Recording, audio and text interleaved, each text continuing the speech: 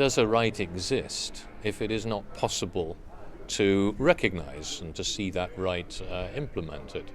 The case of Gibraltar, the diplomatic route through the United Nations, has dragged on for years and years, and we see no real chance of its early resolution. But what we can look at is how the development of human rights law and the idea of rights that are valid for individuals across frontiers can help Gibraltar in this case. And I think that there are avenues through European Union law and perhaps wider international law that can be helpful to Gibraltar. One of the things you mentioned in your Q&A session was that the European Union is a bit of a strange beast, which exists because there are a number of treaties between countries which sometimes overlap each other, and it's possible that Gibraltar falls within one of these overlaps.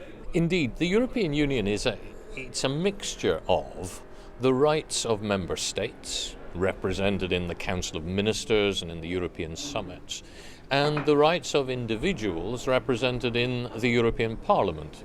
But if you look at the development of the European Union, as with the development of the United States of America, the states gradually fade into the background and the individuals in society gradually emerge. And so, just as in the United States, you will have federal decisions that are binding on the member states, I think we might see this kind of development in the future in Europe. What I'm concerned about is that the rights of Gibraltar's citizens should be fully recognized in European law. And within that, of course, there is always the looming spectre of the referendum in the UK on the UK's membership of the European Union. And Gibraltar, although it's enfranchised into that referendum, nevertheless fearful over the overall result. I confess to sharing some of the concern currently there about whether Mr. Cameron's government can win this referendum. There are many differences between the situation today and the situation in 1975 when Harold Wilson called a similar referendum. In those days you had all of the political establishment, all of the media arguing for Britain to stay in the European Union. That is not the case today.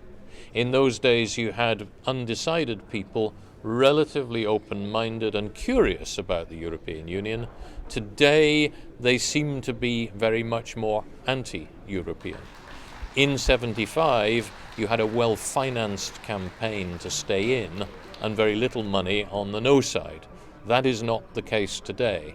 And of course in 75 you had a continent that looked prosperous and unthreatening, and that is not clearly the case today either. So I think there are grounds for concern.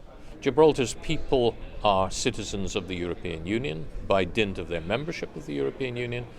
That citizenship cannot really be taken away from them if the majority of people in Gibraltar vote to stay in the European Union. But the question then arises, if Gibraltar wants to stay in, how is that recognized? Is it possible? Could Gibraltar be, in some way on its own, a part of the European Union? Returning to the original subject of this symposium, which is of course the principle of self-determination, and do you feel that the international community recognizes that there is a right to self-determination enshrined in treaties which overrides horse trading between nations? I believe there is a recognition that a people cannot be forced to do something they don't want to do when it comes to issues of sovereignty.